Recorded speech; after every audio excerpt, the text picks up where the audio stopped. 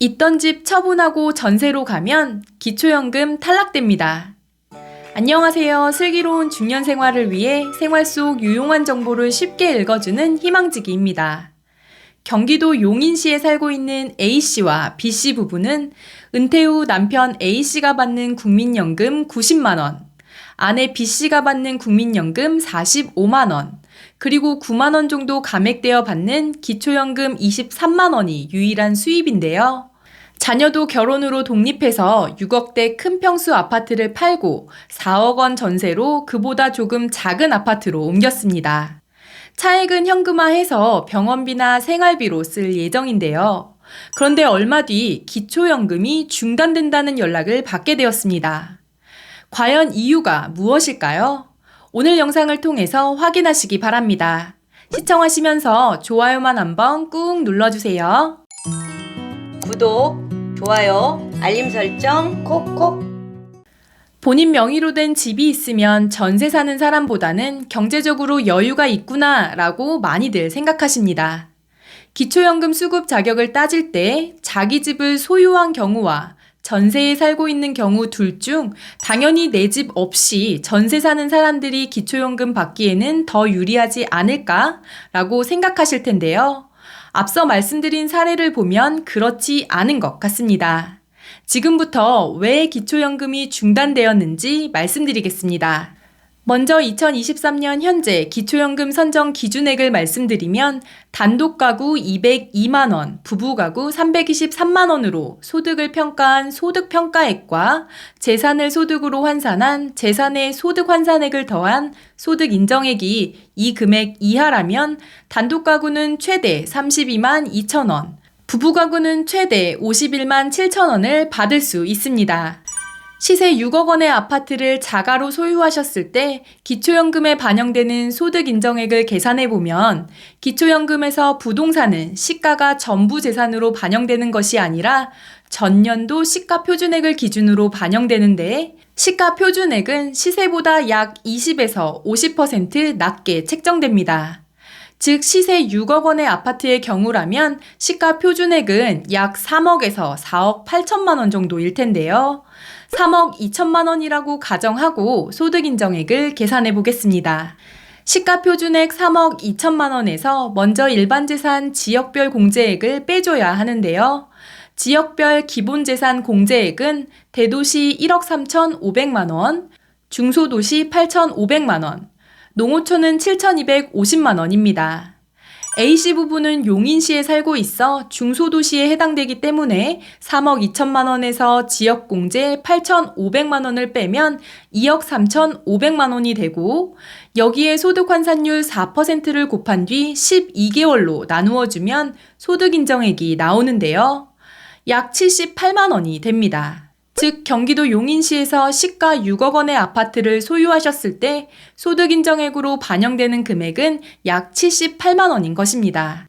그럼 이제 4억 전세로 옮겼을 때 기초연금에 반영되는 소득인정액은 얼마인지 계산해 볼까요? 전세보증금의 경우 5%만 기본공제가 되는데요. 4억에서 5%를 공제하면 3억 8천만 원이 되고 똑같은 방법으로 지역별 기본재산 공제 금액인 8,500만 원을 빼고 소득 환산율 4%를 곱한 뒤 12개월로 나누어 주면 됩니다. 계산하면 98만 원이 나오는데요. 즉 경기도 용인시에서 4억 원의 아파트 전세로 살 경우 소득 인정액으로 반영되는 금액은 98만 원인 것입니다. 6억 내 소유의 아파트는 78만 원, 4억 전세는 98만 원.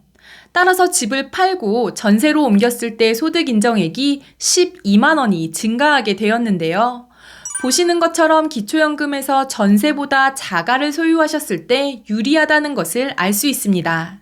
그래서 기초연금을 받으려고 집을 팔고 전세로 옮기는 것은 신중하게 고려하셔야 합니다. 그런데 A씨 부부의 경우에는 아파트 매매 금액과 전세 금액의 차액 2억 원을 정기예금에 예치해서 거기에 나온 이자를 생활비로 쓰고 있는데요. 정기예금으로부터 나온 이자 소득이 추가로 발생하기 때문에 이 이자 소득도 소득 인정액에 더해지게 됩니다. 그럼 2억 원을 4% 정기예금에 가입했을 때의 총 소득 인정액도 계산해 보겠습니다. 금융재산의 경우 딱 2천만 원만 공제되는데요. 2억에서 2천만 원을 빼면 1억 8천만 원.